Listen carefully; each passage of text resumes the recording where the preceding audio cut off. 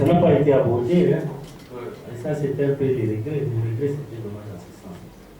Bon, moi, je Vous sais. allez organiser des formations où vous devez passer par un ministère.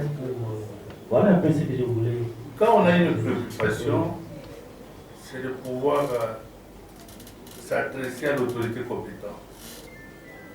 Nous avons vu quand on devrait faire un projet de pont Kinshasa-Brazzaville, c'était déjà voté, mais il y a un chercheur de la position économique qui a démontré que si on mettait le pont entre Kinshasa et Brazzaville, Congo-Kinshasa sera, disons, la République du Congo sera à la périphérie. Et finalement, même les recettes douanières, tout ça, vont nous échapper. Donc, ce que je peux faire ici, c'est de pouvoir transmettre les documents aux autorités compétentes, voir est-ce qu'il y a lieu de pouvoir légiférer. Parce qu'il faut légiférer pour que ce soit imposable à tout le monde. Okay. Ce n'est pas en lisant le matin. C'est bon, sinon vous allez déraper. De vue sur l'interprétativisme. L'interprétativisme, c'est un échange de points de vue. C'est ça qui nous amène à quitter la généralisation pour arriver à une réplicabilité de notre modèle. C'est de cette manière que je peux vous répondre. C'est de cette façon que vous m'expliquez l'approche interprétative, le paradigme épistémologique interprétativiste. Oui, donc les échanges en prenant en considération les points de vue des autres. Et c'est cette démarche que vous avez suivi en élaborant les problèmes. Oui, mais le témoignage est là avec le questionnaire des 6 questions, où nous avons des acteurs. Tout simplement demander aux membres du jury d'être un peu plus concis. Comme nous avons un problème de temps avec celui qui préside la séance, il a encore une autre séance à présider. Je vais demander aux membres du jury d'être concis dans leurs questions. Je vais vous limiter à 5 minutes et aux récipiendaires également d'aller à l'essentiel. Professeur Kimwanga, vous avez la parole. Merci, Président, de la parole que vous m'accordez. De prime abord, je tiens à féliciter M. Moulenda Elias, comme l'a dit le professeur Kamava, pour son sens de créativité. Je vous dis la vérité, quand Moulenda est venu avec son concept de ground level, j'ai dit à Moulenda qu'il serait en mesure d'arriver jusqu'au bout avec son concept. Mais il a tenu, il est arrivé jusqu'à démontrer véritablement que, comme il est dit même dans son texte, que c'est un modèle solution. Un modèle solution à partir des principes d'action qui ont été validés par les managers et consorts. C'est vrai, au jour d'aujourd'hui, je dois véritablement féliciter M. Moulenda parce que cette thèse qui est rédigée ou soutenue aujourd'hui va à contre-courant de tout ce que le copyright a fait. Le copyright a présenté un modèle de la Banque mondiale des salons climatisés sans tenir compte du contexte des entreprises et établissements publics congolais. Aujourd'hui, avec cette thèse, on est en mesure de dire qu'avec le copyright, on s'était trompé. Et que nous pouvons mettre en place un nouveau paradigme avec le Chrome Level. Je pense, au regard de ce qui est développé au 5e chapitre, comme a dit le Kamavakou, comment mettre en place cela, je pense les managers de ces entreprises et établissements publics devraient véritablement se donner à bien connaître ce modèle parce que c'est le seul gage pour élever les entreprises. Aujourd'hui, ce qui est constaté que ces entreprises sont devenues des canards boiteux. Des canards boiteux parce que pratiquement elles ne savent plus réaliser la performance attendue d'elles. Mais aujourd'hui également, certaines d'entre elles sont des éléphants blancs. C'est-à-dire qu'on a investi véritablement parce qu'il y a un impérialisme politique du fait de vouloir imposer les dirigeants ou les managers par le pouvoir politique, ça désoriente les objectifs de la gestion. Or, comme il a démontré, je crois au 2e chapitre, quand il parle de la revue sur les entreprises publiques congolaises, il démontre véritablement, tout simplement en appliquant la théorie d'agence, les principales et les agents. C'est vrai, les entreprises appartiennent à l'État, mais à un certain niveau, on constate que l'État lui-même est dans une incomplétude contractuelle. L'incomplétude contractuelle qui amène les asymétries d'information. Alors, pour sortir de ces asymétries d'information, le modèle qu'on avait paraît être la solution idoine aujourd'hui. Donc, et puis, ce qui est impressionnant dans la thèse de M. Moulenda, c'est quoi? C'est que non seulement qu'il a ce qu'il appelle apport théorique, il y a également un apport pratique. Et là, l'apport pratique, normalement, c'est la mise en œuvre même du code level.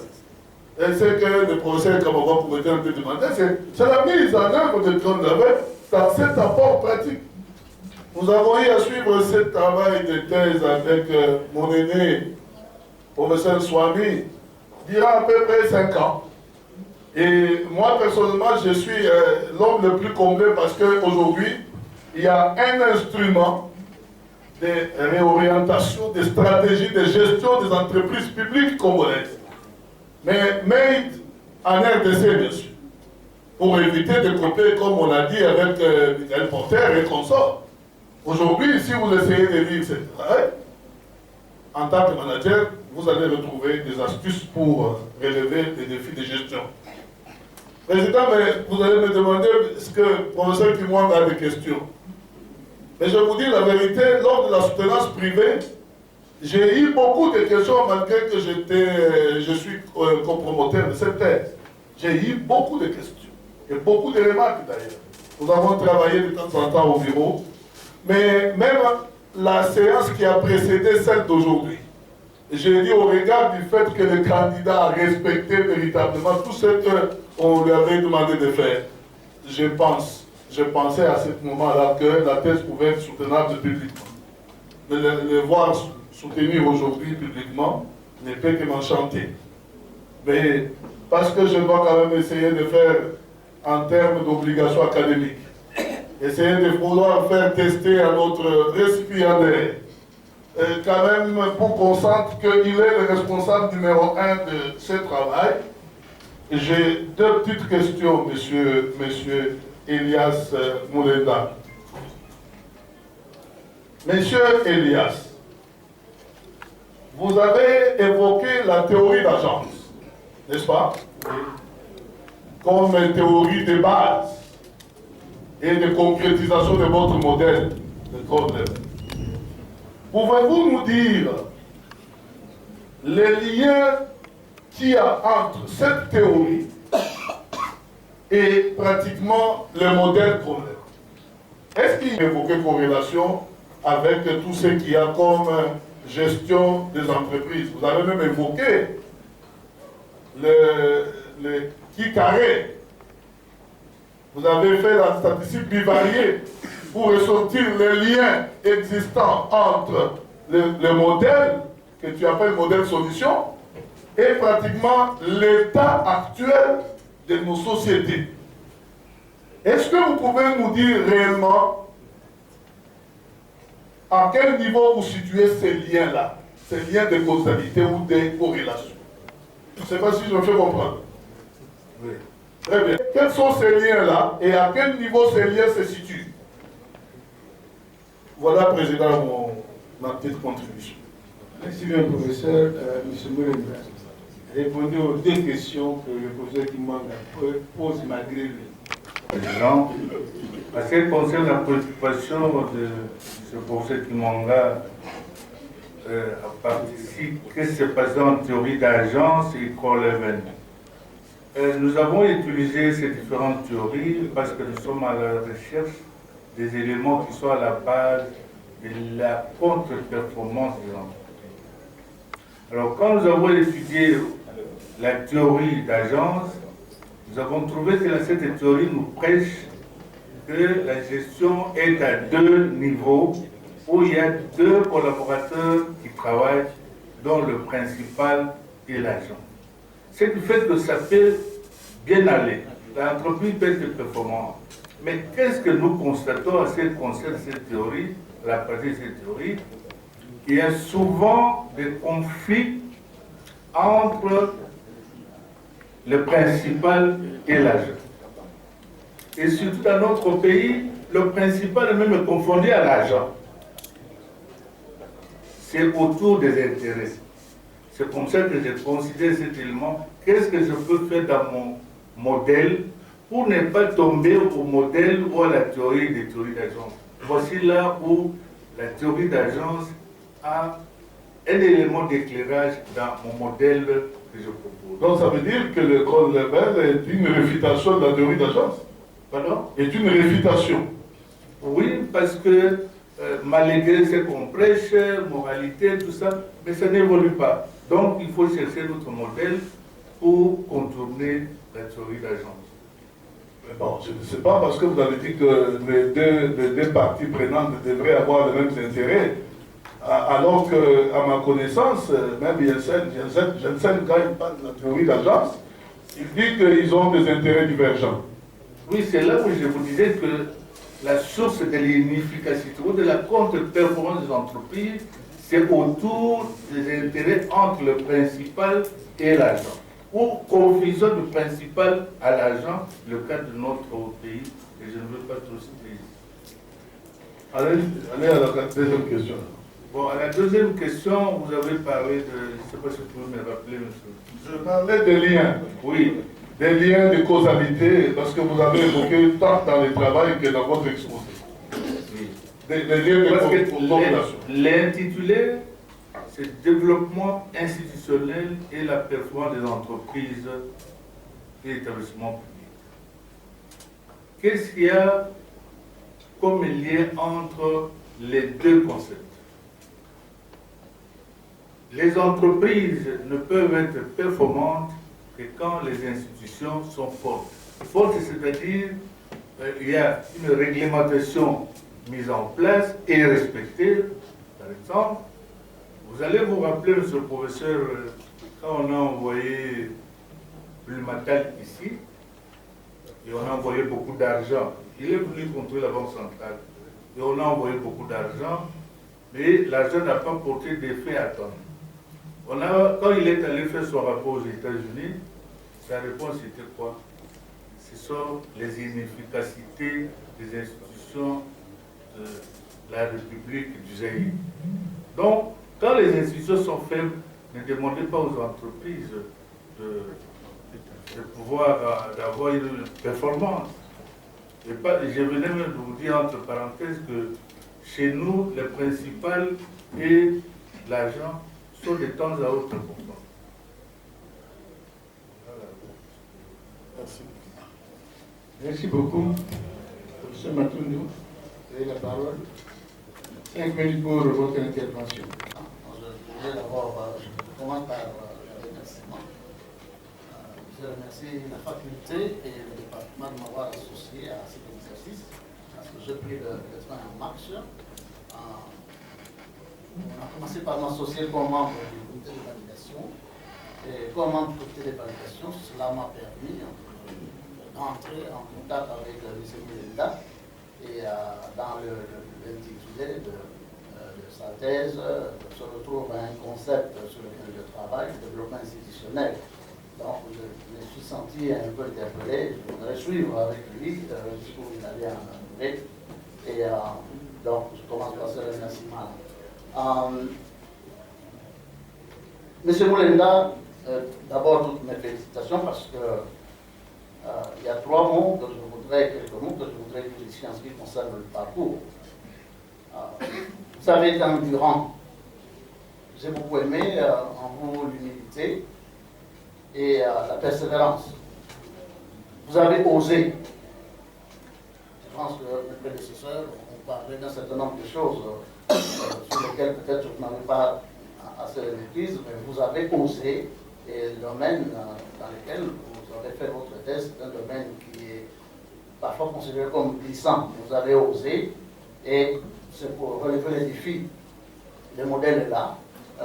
Les questions qu'on vous pose sur le modèle, ce sont des questions pertinentes, et je pense que je vais y arriver quand je parlerai de la fin. l'applicabilité de ce modèle. L'attitude de réflexivité m'a aussi beaucoup retenu mon attention. Vous êtes enseignante. Vous venez de loin. Je pense qu'ici, si je dois regarder du côté de votre promoteur, le professeur Swami, qui a repris aussi le travail qui avait été commencé par un prédécesseur, le professeur Manga, je pense que le chemin a été long. Félicitations pour cela, et je pense que c'est la somme de tout ça qui a permis que vous puissiez arriver là où vous êtes. Je vais intervenir sur deux autres points, notamment ce qui concerne la quintessence de la contribution, en plus la contribution proprement dite.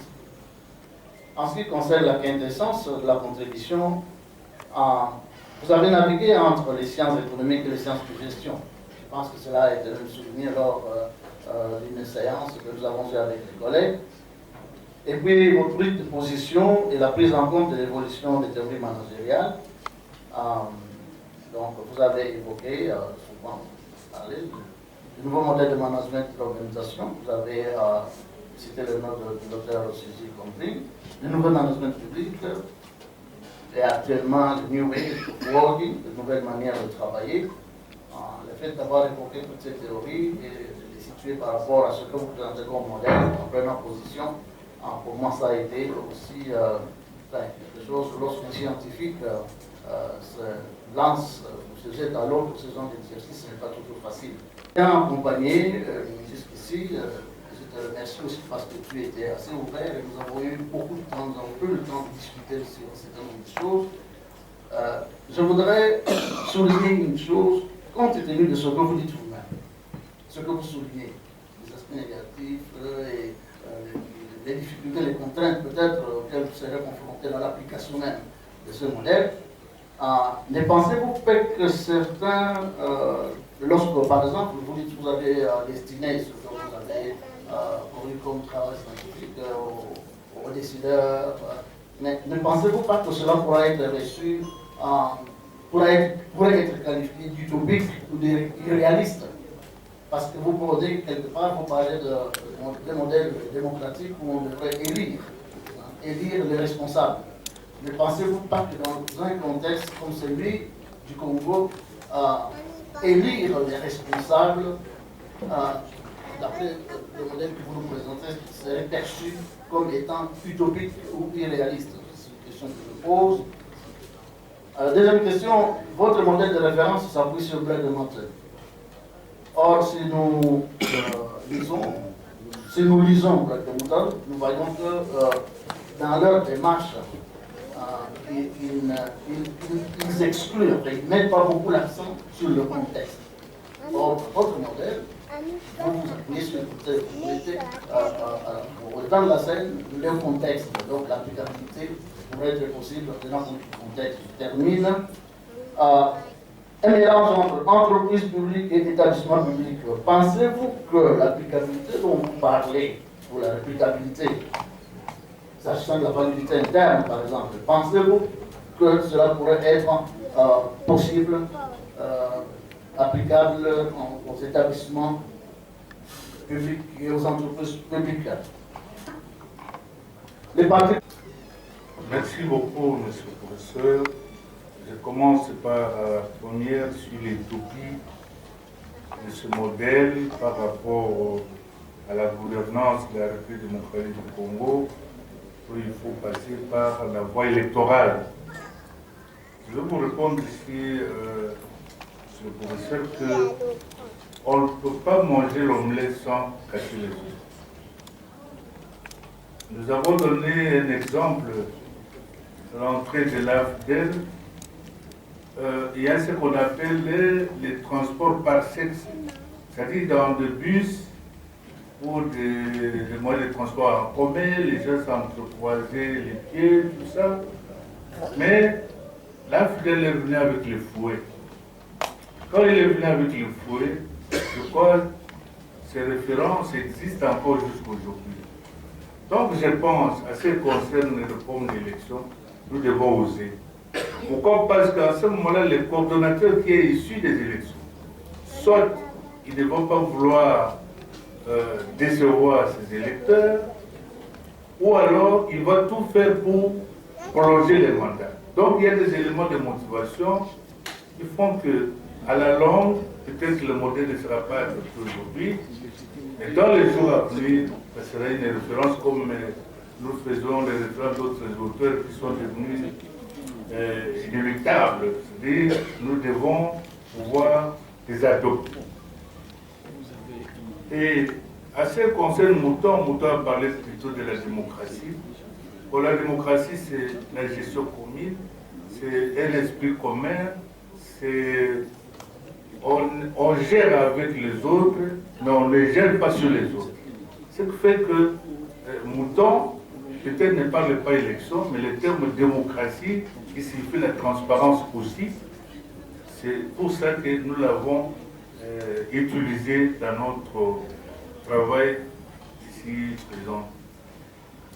À ce qui concerne les parties prenantes, il y a des parties prenantes internes, il y a des parties prenantes externes, il y a des parties prenantes externes et élargies. Alors le problème qui se pose dans cette théorie, c'est le fait que l'excédent qui existe dans une organisation pose problème sur la distribution. C'est-à-dire, les actionnaires se retrouvent, mais est-ce que les agents se retrouvent? Est-ce que les syndicalistes se retrouvent? Est-ce que les ONG se retrouvent? C'est comme ça que, pour que notre modèle soit un modèle concurrentiel, nous avons fait l'analyse de toutes ces théories, de tous ces modèles, pour que notre modèle ait des assises. Voilà comment je peux vous dire. C'est le tour maintenant du président qui va essayer de se discipliner parce qu'il a beaucoup à dire sur le travail.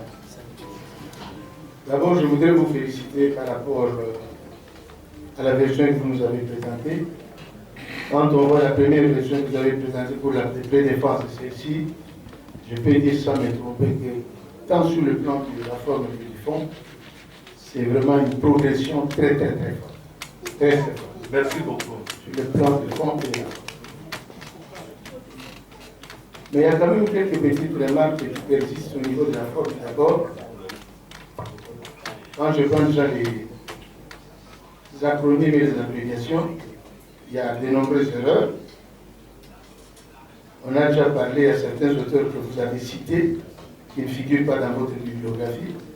Ah bon? Il y a aussi des erreurs dans les tableaux, des erreurs de calcul, dans les tableaux que vous avez présentés. Il y a un certain nombre d'erreurs que je vous montrerai pour que quand vous allez mettre l'exemplaire et vous présenterez que ces erreurs puissent disparaître, c'est pas bon pour un travail doctoral. Je passe directement aux remarques de fond. Vous avez dit qu'il n'y a pas de plan de développement des entreprises et établissements publics. Ce n'est pas très conforme à la réalité. Si vous allez au copyright, les copyrights va faire un très grand effort avec les entreprises. Les copyrights va pratiquement un plan de développement stratégique sur chaque entreprise et établissement public. Le problème, c'est la mise en œuvre qui ne suit pas. Vous avez affirmé à la page 169 que même si les différents éléments qui composent votre modèle ont déjà été appliqués ailleurs, c'est la première fois qu'on les va les appliquer de façon concentrée. Malheureusement, tous les éléments que vous citez, ce sont des techniques qui ont été adoptées par la plupart des entreprises. Elles se retrouvent appliquées aujourd'hui dans beaucoup d'entreprises. Même l'élection. Je vous ai parlé des coopératives. Dans les coopératives, on élit.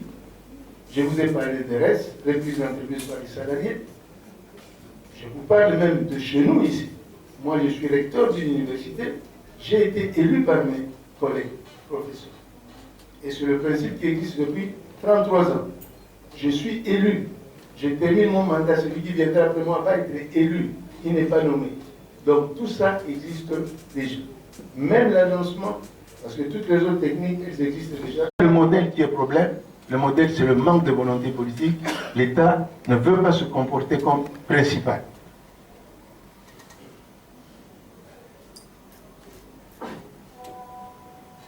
Dans votre chapitre 5, vous avez voulu tester la pertinence ou l'opérationnalité de votre modèle. Et vous êtes référé à la théorie de l'agence, plutôt à la théorie des parties prenantes. Malheureusement, vous n'avez interrogé qu'une seule partie prenante, les employés. Il y a deux autres parties prenantes qui sont encore plus importantes. C'est notamment l'État propriétaire et les usagers. Il fallait aussi les interroger. Parce qu'aujourd'hui, quand vous me demandez, moi, je suis employé d'une entreprise, vous me posez la question de savoir, est-ce que je vais élire mon patron? C'est sûr que je vais vous dire oui, puisque vous me donnez du pouvoir.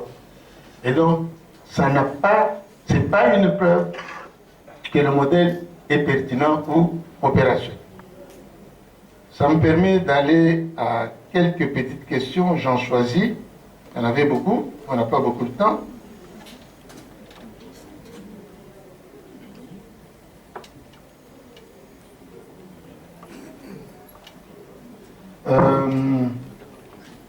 Parmi les conditions que vous avez posées pour l'application de votre modèle, vous avez parlé de l'investissement en capital humain. Et vous avez dit, il ne faut pas lésiner sur le nombre de personnes à former et sur le coût. Vous l'avez écrit noir sur blanc. Ne croyez pas, vous, qu'en posant cette condition, vous plombez déjà votre modèle. Quand on regarde d'une part l'écart de compétences qui existent aujourd'hui dans nos entreprises et établissements publics, et d'autre part, le coût de cette mise à niveau, étant donné que nos entreprises n'ont pas les moyens. La deuxième question, comment pouvez-vous croire un seul instant que l'homme politique qui est élu sur base d'une vision, qui reçoit mandat de la population pour mettre en œuvre cette vision, et qui estime que les entreprises et établissements publics constituent des ressources pour lui, comment pouvez-vous croire un seul instant qu'il a moins de légitimité que l'employé de l'entreprise pour désigner celui qui va diriger l'entreprise?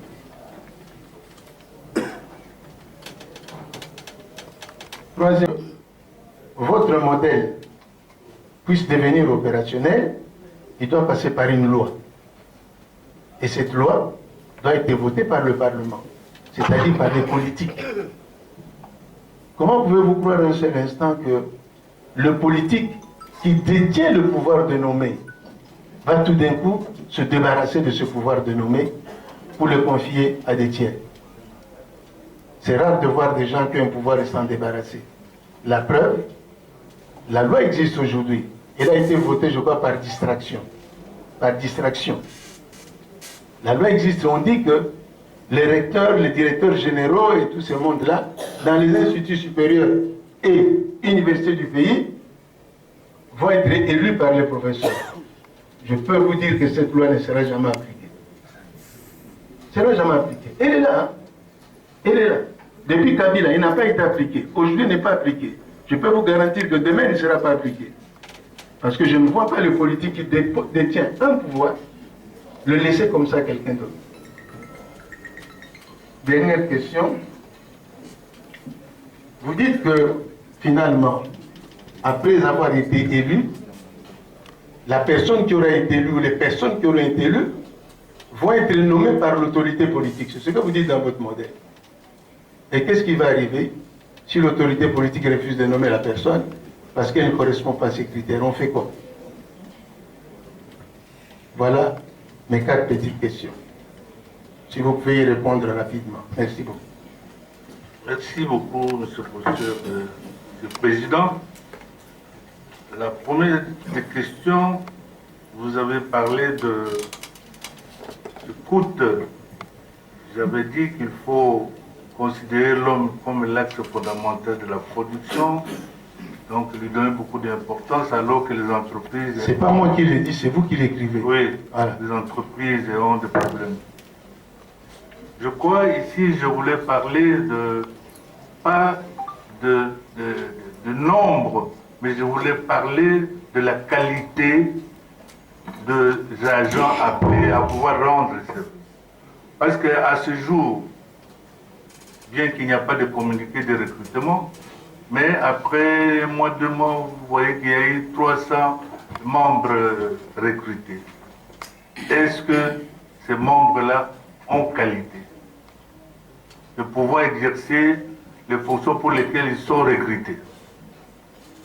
Donc le coût ne sera pas constant, Monsieur le Président. Le coût, c'est pour un temps. Et quand je parle de l'homme, c'est par rapport à la qualité et au service qu'il doit rendre. Cela, je risque même d'entamer déjà la deuxième question. Chez nous, quels sont les critères de recrutement? Les critères les plus reconnus, c'est l'appartenance biologique. Deuxième critère, c'est l'appartenance politique. Et troisième critère, c'est l'appartenance parentale. Est-ce que ces gens qui sont recrutés par rapport à ces critères peuvent rendre le service que l'entreprise attend d'eux? C'est comme ça que quand je parle de l'effectif, c'est par rapport à la qualité et non par rapport à la masse qui pourrait encore venir coûter plus cher à l'entreprise. Je vous lis. Oui. C'est-à-dire quoi? Quand nous devons recruter des gens indispensables à l'entreprise, il ne faut pas voir les coûts parce qu'il y a des effets d'entraînement par la suite.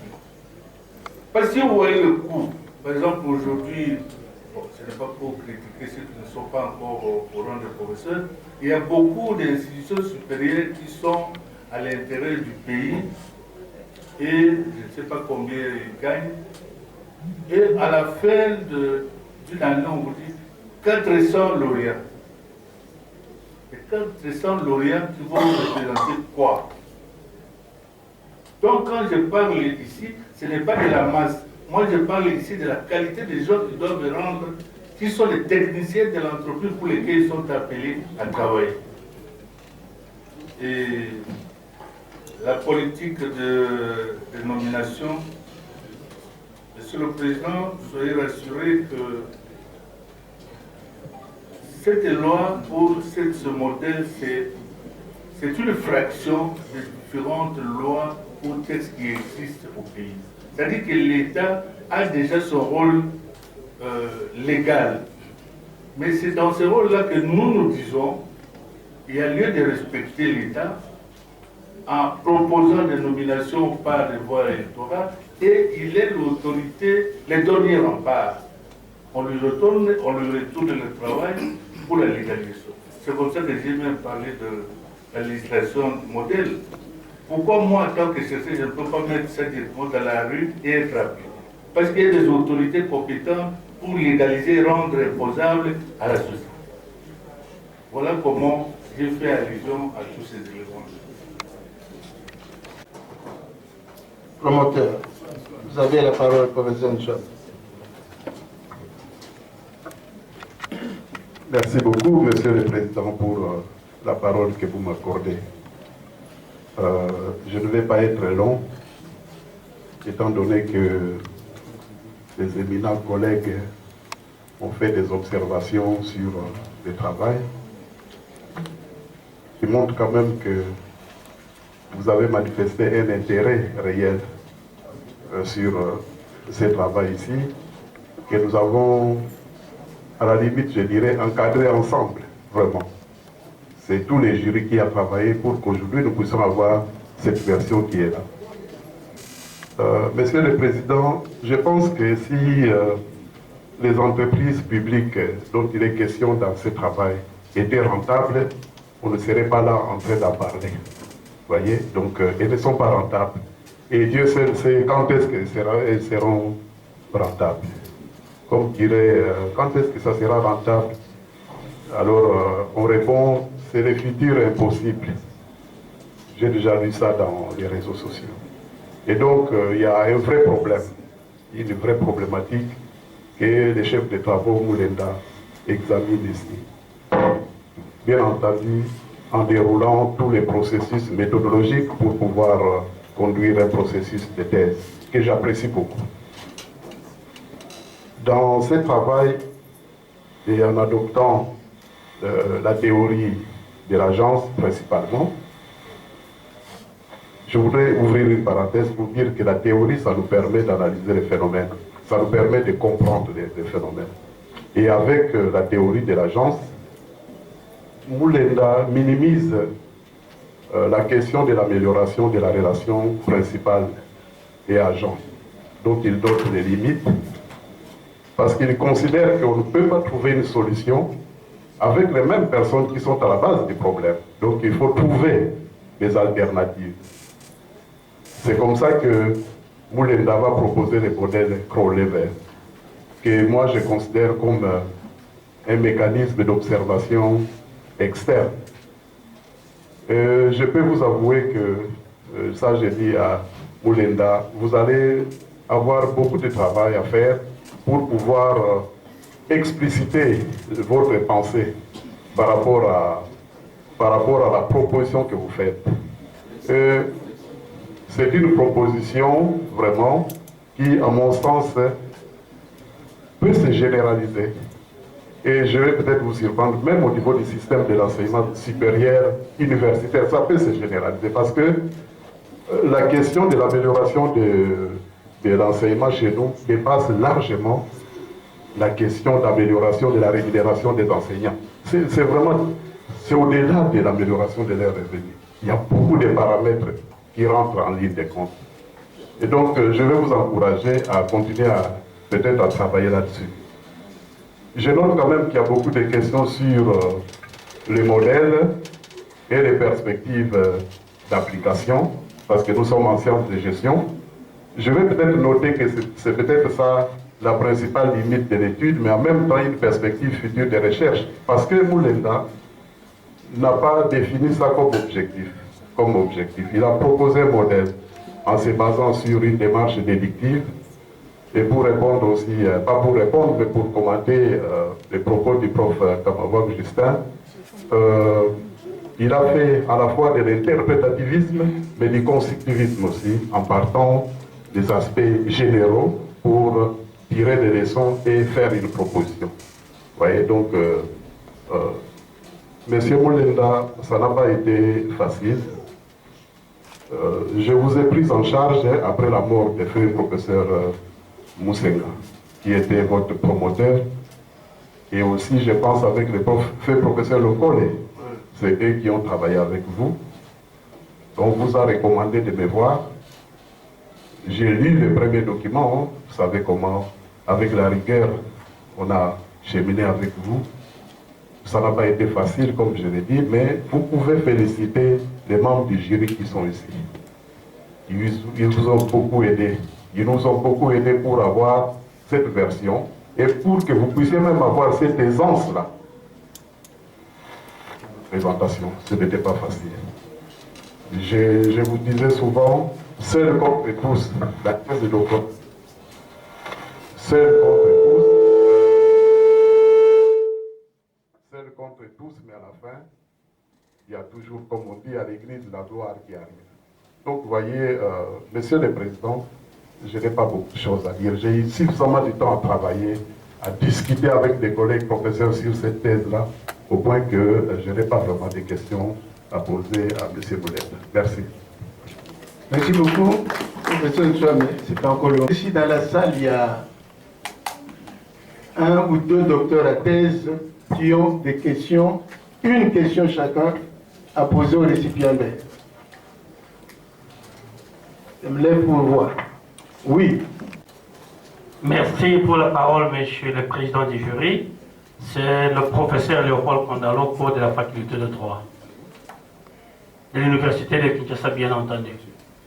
J'ai félicité d'abord le chef de travaux, les récipiendaires. Je précise, professeur, qu'il s'agit d'une question. Oui. Voilà.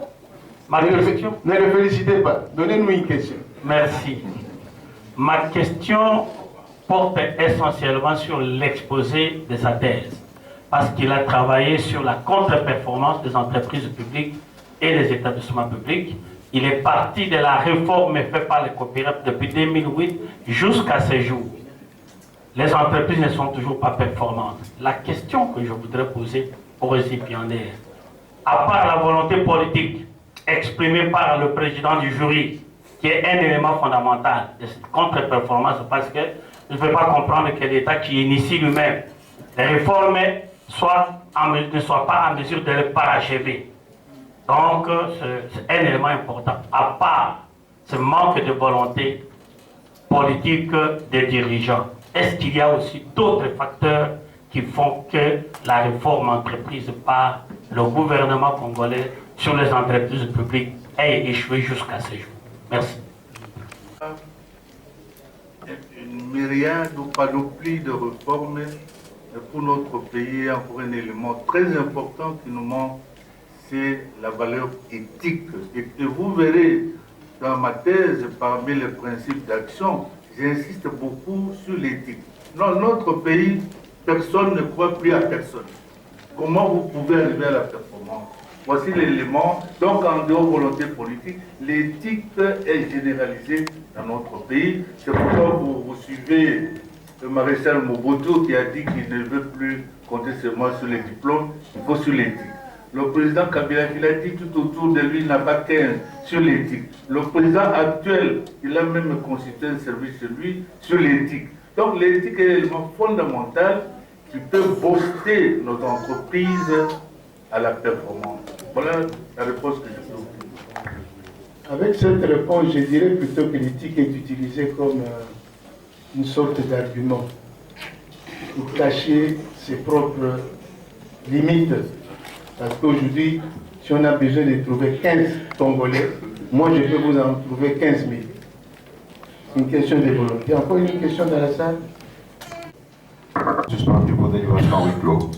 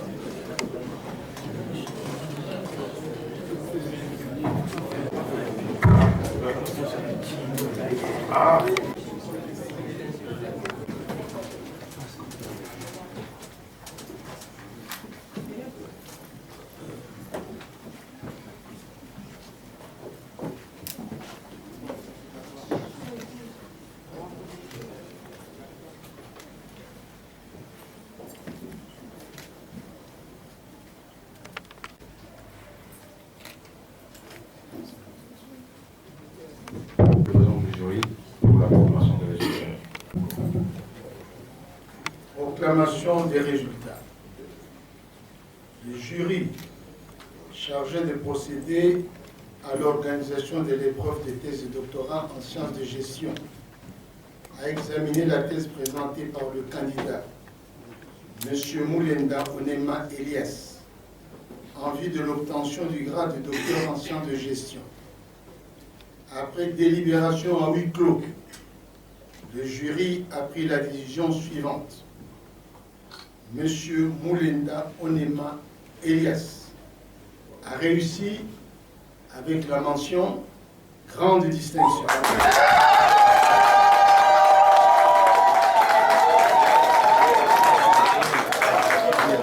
Nous invitons le recteur de l'Université de Kinshasa à bien vouloir conférer le grade de docteur en sciences de gestion au candidat précité. Fait à Kinshasa le 8 novembre 2023, le président du jury, professeur Odilon Gamela Guine. Collation des grades. Nous, professeur Eustache Banza-Soma Fongoa, secrétaire général académique, agissant en directeur de l'Université de Kinshasa, vu les procès verbales du jury, chargé de procéder à l'examen de la thèse de M. Moulenda Onema Elias, en vue de l'obtention du grade de docteur en sciences de gestion, attendu que toutes les prescriptions de l'ordonnance loi numéro 091-026 du 3 octobre 1981 telle que modifiée à ce jour, relative à la collation des grades académiques ont été respectées, conférant au candidat précité le grade de docteur en sciences de gestion. Par des quoi, nous remettons le présent diplôme et les insignes de l'université des Clermont. Il a la jouissance de tous les droits et avantages attachés au cadre académique obtenu conformément à l'ordonnance loi dont référence au fait à Kinshasa le 8 novembre 2023 pour la recteur de l'Université de Kinshasa, secrétaire général académique, Estache Mandasso Mafunkwa, professeur ordinaire.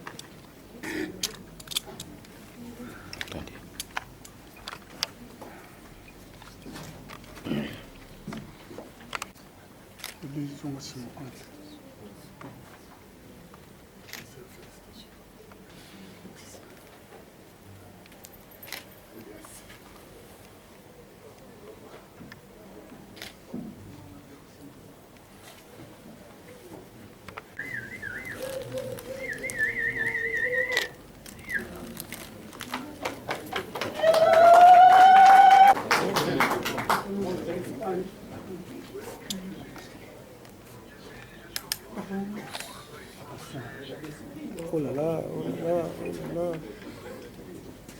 Non, non, je l'ai pas compris.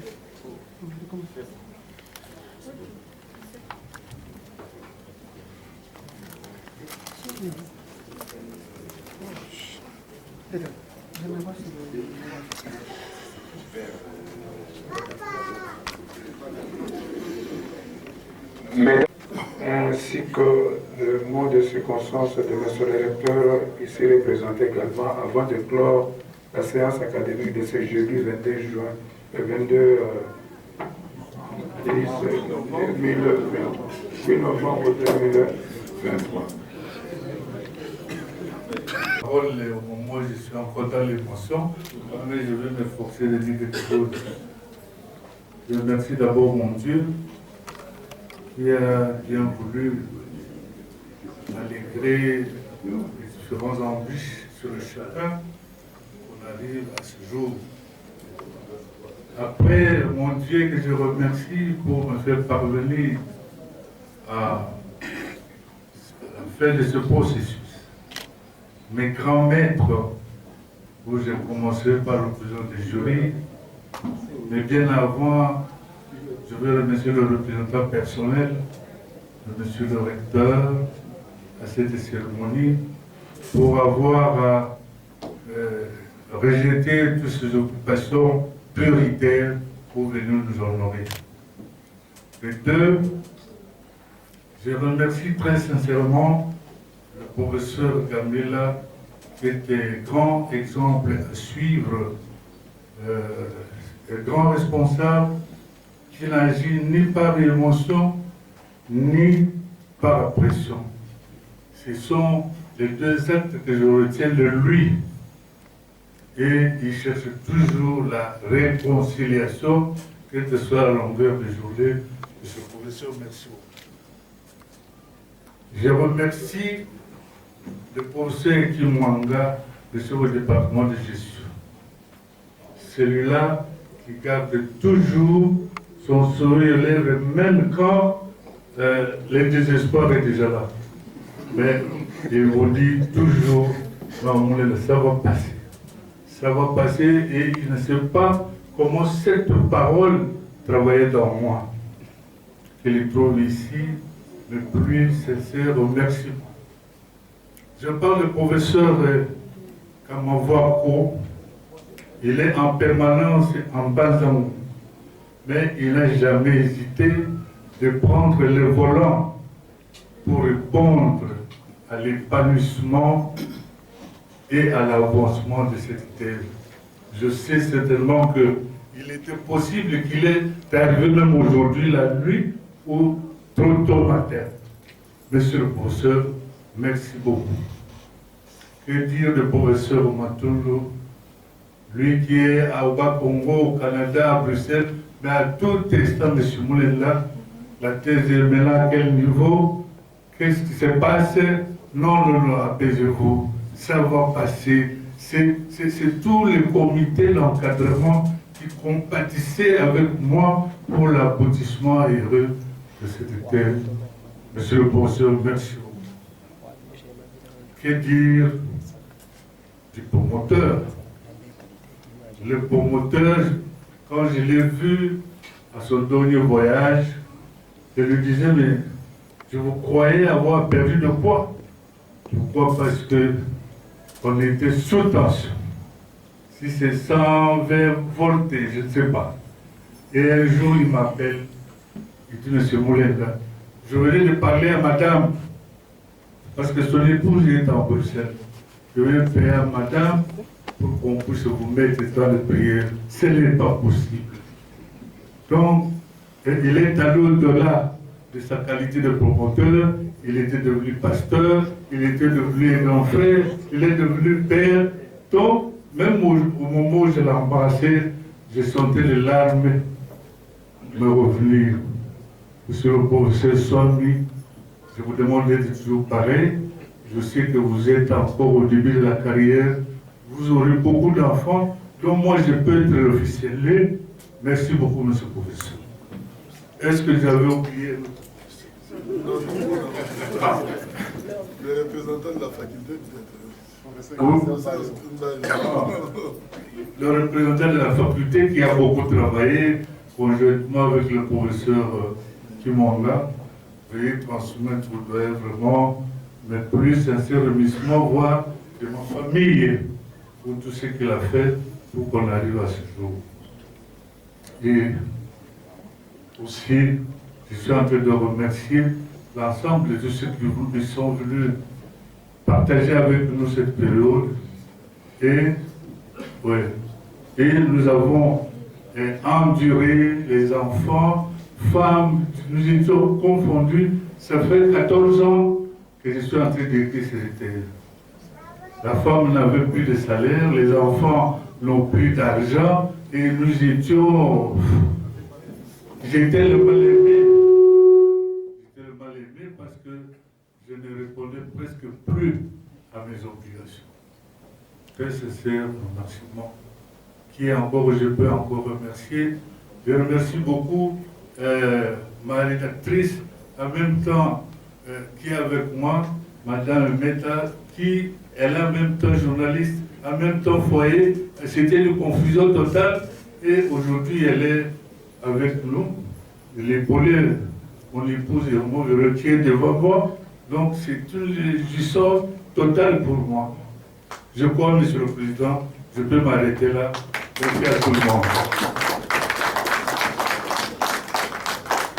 Merci. Avant d'inviter Monsieur le secrétaire général académique, représentant du secrétaire, encore une fois, la faculté des sciences économiques et de gestion vous remercie pour votre disponibilité et votre engagement à accompagner cette faculté et à réaliser ses objectifs.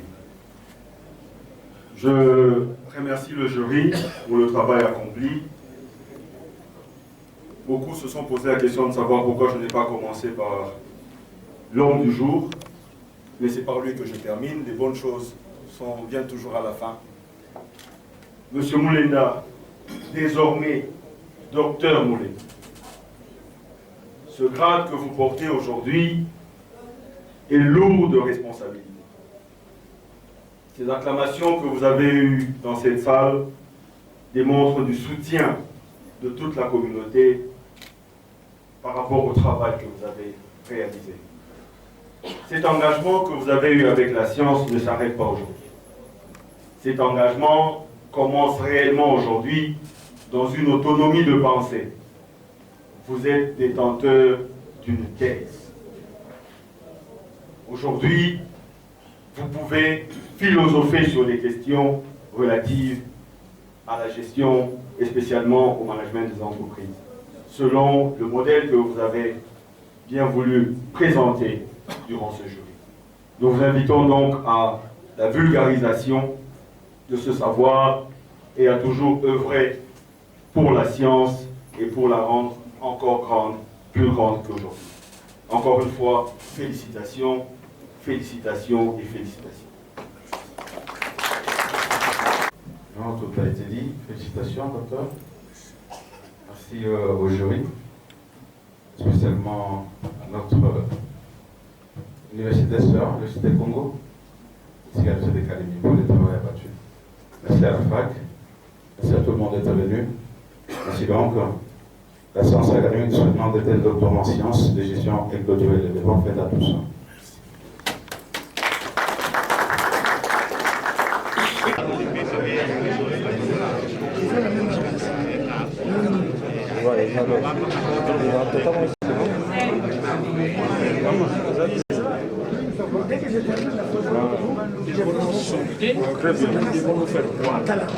Le jury a pris la décision suivante. Monsieur Moulenda Onema Elias a réussi.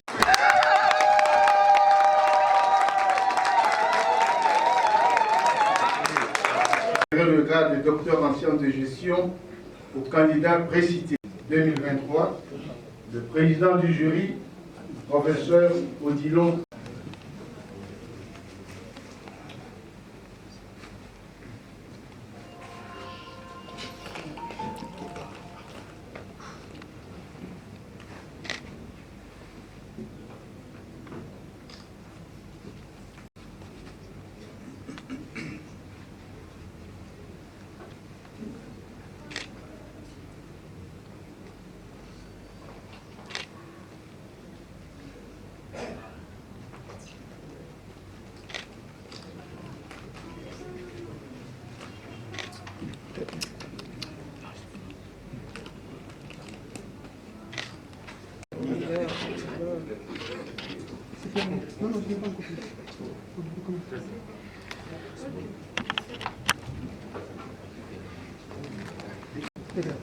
Bonjour messieurs. On vous appelle comment? Professeur Swami de la faculté des sciences économiques et de gestion de l'UNIKI. Quel est l'intérêt scientifique du sujet abordé? C'est un sujet intéressant parce que vous connaissez la situation des entreprises publiques dans notre pays. Ce sont des entreprises qui ne sont pas performantes. Et donc trouver une solution pour rendre ces entreprises performantes, cela a un intérêt vraiment tout à fait légitime. Bon, il faut savoir qu'une thèse de doctorat, c'est une réflexion libre. Ça ne s'adresse pas toujours au pouvoir. Ça n'a pas toujours une utilité pratique, immédiate. Vous voyez? Donc parfois, c'est l'erreur que les gens commettent. Donc les gens sont libres de réfléchir. Et dans les cas d'espèce, M. Moulenda a proposé un modèle partant de l'analyse de faiblesses dans le fonctionnement de ces entreprises. Et donc il a estimé qu'il fallait changer les paradigmes, il fallait changer les modèles qui organisent la gestion de ces entreprises-là en proposant des modèles Crow-Level comme il a bien expliqué au cours de sa présentation. Merci beaucoup. Bonjour. Bonjour. Dites-nous un peu de quoi vous avez parlé dans votre thèse d'auteur de cet avant-midi. Oh, brièvement, j'ai parlé de l'élément moteur du développement d'une nation. Il s'agit des entreprises de la République. J'ai voulu faire révolutionner leur gestion pour que tous les Congolais puissent en bénéficier. C'était un long processus. Ça demande encore un long processus pour que cela soit imposable à l'ensemble des institutions du pays. Mais j'ai parlé de ce sujet parce que toutes les entreprises, je n'ai pas peur d'être contredit, toutes les entreprises sont performantes. Or, si elles ne sont pas performantes, on ne sait rien faire dans le pays. Qu'est-ce que la professeure de ma thèse, c'est la bonne gestion des institutions du pays. Quelle est recommandations? Les recommandations, c'est de demander aux autorités qui ont le pouvoir de légiférer de le faire pour qu'il soit imposable à tous. Quel est l'apport de votre... De mon travail, c'est pouvoir révolutionner la gestion dans les entreprises. Parce que les entreprises sont à contre-performance permanente. Merci.